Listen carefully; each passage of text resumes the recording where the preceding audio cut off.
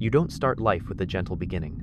You start as an egg, a tiny, clear bubble drifting in the open ocean, one of thousands glued together in a fragile chain, floating between the bright killing zone near the surface and the crushing blackness below. You have no name, no thought, no idea what you are. You're just a curled shape, a beating heart, and a yolk sac that's supposed to keep you alive until you're ready. That's the plan. The ocean does not care about the plan. One day, a storm rolls across the surface far above you. Waves slam, currents twist, and a violent surge of water tears through your egg cluster. The membrane that's supposed to protect you stretches too far. It rips. Cold seawater floods in. Your world shatters.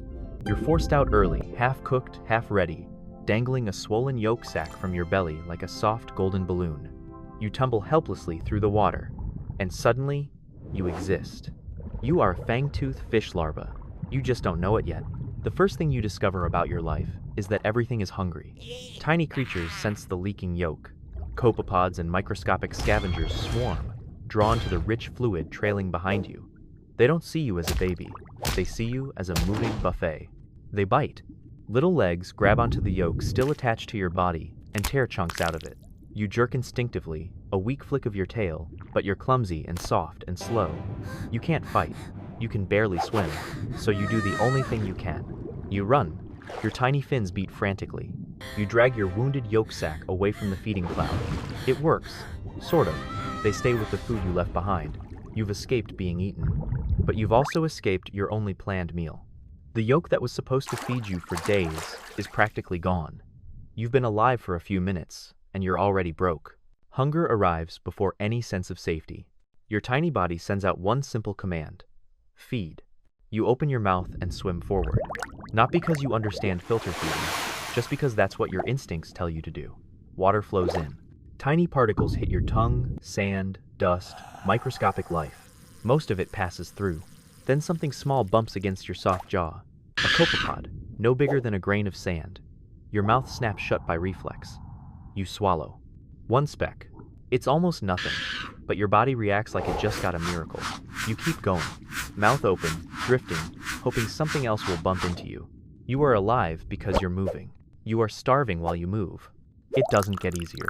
As days pass, you grow from invisible speck to something barely longer than a human fingernail. You're still fragile and mostly transparent, but your body is changing. You learn the pattern of your world in the crude way a tiny brain can learn. Up means more food but more danger. Down means less food but fewer immediate teeth. Near the surface, the water brightens. Plankton clouds bloom. Tiny shrimp, larvae, and jellyfish pieces swirl in endless motion. It's the closest thing to a buffet you'll ever see. It's also where the monsters hunt. You find that out the hard way. You're feeding near the surface one day, drifting in a delicious haze of microscopic food, when a silver shape flashes through the water. The pressure wave hits you before the sight does. A small fish opens its mouth and vacuums half the cloud and several larvae into darkness. You barely dodge. Another predator arrives, bigger this time. The school scatters. Bodies vanish in silent explosions of motion. You dart downward, not because you're smart, but because some ancient program inside you says, down is safer, down is dark. You survive because no one noticed you. Not yet. Weeks turn into months. You're longer now. 2, maybe 3 inches. Still small, but no longer delicate. Your body firms up. Your movements become stronger, more controlled. You no longer just filter feed. You lunge at slightly bigger prey, tiny fish and shrimp. Your diet improves. Your life doesn't. Because something else is happening inside your mouth. It starts as an ache, a constant pressure along your jaws. Then it sharpens. Every time you open wide to strain food from the water, something hard scrapes the inside of your mouth, scratching your tongue, gouging the roof. Teeth. Your real ones. Not tiny ridges, but long, curved fangs growing down from your upper jaw. At first, they're just annoying. Then they become a problem. You try to feed the way you always have, swimming with your mouth open, filtering tiny life from the water. But now, instead of a smooth channel, you have spears growing from the ceiling of your mouth. They stab your tongue. They slice your flesh. They catch on the lower jaw when you try to close. You taste your own blood more than your food. One day, you open your mouth wide, and your fangs lock against the roof in such a way that you physically can't close without tearing yourself apart. That's the day your body forces a decision on you. Stop filtering. Start hunting. Of course, there's a catch. You haven't learned how to hunt properly yet. You're still adjusting to your new nightmare mouth, and while you're figuring it out, you're not eating enough. Your body starts to eat itself. Fat stores vanish. Muscles thin. You get I am slower, so weaker, hungry. less I responsive. could eat a The ocean doesn't care that seahorse. you're still getting the hang of it. It only cares that you're either predator or prey, and the predators are everywhere. The deeper you sink, the darker and colder it gets. The water feels heavier.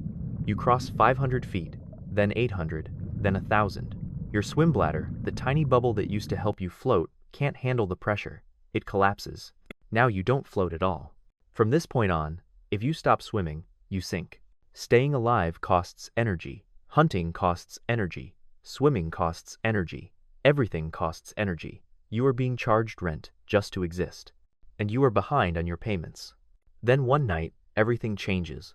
You're hovering in the dark at around 800, 1,000 feet when your lateral line, the sensory line along your sides, picks up a familiar rhythm. Fast, tight, nervous, prey. You angle yourself toward the signal. Your ultra-black skin erases what little light touches you. Ahead, a faint string of glowing dots appears, a lanternfish. Small, about the length of your own body, oblivious. You drift closer. You don't chase. Chasing burns fuel. You wait until it swims almost into your face. Then you strike. Your body whips forward like a loaded spring. Your jaws slam shut. Your fangs drive through soft flesh and bone-like hooks. The lanternfish is impaled across your mouth, writhing, bleeding, very much alive. You just scored a massive meal, and then, immediately, you realize you can't breathe. Your mouth is full. Your usual flow of water from mouth in, over gills, out the sides, is blocked by a body wedged between your teeth. You start to suffocate on your own success. Every nerve screams, drop it, let go, breathe. But your instincts scream louder. If you let go, you might not eat again for days, maybe weeks. Your body answers with something you didn't know it could do. Your gill covers flare open wide, exposing the delicate red filaments directly to the water. Your fins start pumping like fans, forcing water backward over your gills from the wrong direction. You are breathing in reverse. It feels wrong. It feels desperate, but it keeps you alive. For long, painful minutes, you hang in the dark with a fish stuck in your jaws, your gills flared, your fins burning, your body balancing on the thin line between feeding and suffocating. When the lanternfish finally stops moving, you begin the slow process of swallowing it, piece by piece, dragging its shredded body off your fangs and into your stomach. You survive. You ate. You also learned something important. With a mouth like yours, every meal is a near-death experience. Time passes. You get bigger, 6 inches, 8. Your head is now massive compared to your body, like someone stuck a bear trap onto a torpedo. Your skin is so black you're practically a moving hole in the water. Your teeth are too big for your mouth, permanently exposed. You look terrifying. You feel exhausted. One hunt changes everything again. You sense a lanternfish smaller this time. Easy prey. You attack from below, just like before. Your left fang drives through its belly. Your right fang slams into something harder. You didn't know it swallowed a tiny armored crustacean earlier. Your tooth hits that armor, like a chisel hitting rock. You feel it. Crack. Pain explodes in your skull. You did not break the prey. You broke yourself. A fracture races up the base of your right fang into your jaw. The tooth doesn't fall out, but it's loose. Every tiny movement sends a lightning bolt of agony through your face. You finish the kill because you have to. Then you test your bite. Your right fang wobbles. From that moment on, hunting becomes a geometry problem. You must angle every strike to favor your good side. You avoid hard-headed prey. You choose softer targets only. Squid, jelly, small fish with weak skulls. You baby that cracked tooth for months. All the while, you're still paying the price of existence. And one day, the ocean presents you with a cruel choice again. You haven't eaten properly in weeks. Your muscles are thin. Your movement is sluggish. You can't afford to be picky. So when you sense a hatchetfish nearby small, but bony, you attack anyway. Your jaws slam shut. Your cracked fang hits its skull. This time, the fracture line finishes what it started. Your right fang snaps off. It tears free in your jaw, sending a shockwave of pain through your entire body. You accidentally swallow the broken piece, along with your prey. When the chaos settles, you close your mouth and feel only the jagged stump where your once proud fang used to be. You can't grow a new one. This is permanent. You are now a one-fanged predator in a world that punishes every weakness. You don't die. You adapt. Again. You adjust every hunt, every strike, every angle to favor your remaining tooth. You become even more selective, more patient, more desperate. It keeps you alive, but it never stops hurting. By the time you're 5 years old, your whole body is a record of bad luck survived. A bent spine, a shredded patch of skin where a squid got too close with its beak, one broken fang worn down to a stump, the other twisted from overuse. You are experienced. You are efficient.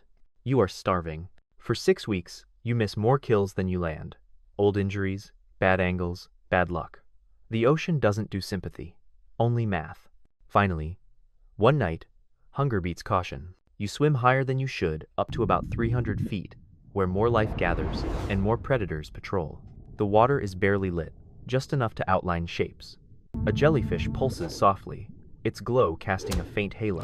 In that halo, you see it. A small fish. Slow, unaware, perfect. You angle your body, ultra black and invisible. 10 feet. 5, 3. You tighten, ready to shoot forward, to bury your last good fang in its side. You never get the chance. The water around you explodes as something hits you from the side with impossible speed. A long, hard spear punches through your body, entering one flank and exiting the other. Your ribs snap. Your organs tear. Your gills flood with blood. You've been skewered. The thing that hit you is a marlin. Fast, streamlined, with a bill like a spear. It wasn't even aiming for you. It was lunging for something else in the chaos of tiny lives. And you were simply in the way. You don't matter enough to be hunted on purpose. You're just collateral damage. Your vision narrows. Your muscles spasm once, then fail. Your last breath leaks out of torn gills in a trail of bubbles and blood. You begin to sink. Down, down, back into the darkness you came from. Soon, smaller scavengers will arrive to strip your body clean. Worms, shrimp, tiny things that will never know you once stalked this place as a predator. To them, you're just meat. Your life was hunger, pressure, pain, bad design, and bad luck. That's what it means to be born a fangtooth fish. You are built to kill in a place where killing might also kill you. And if you think that's bad, there are lives down here even worse than yours. But that's another nightmare.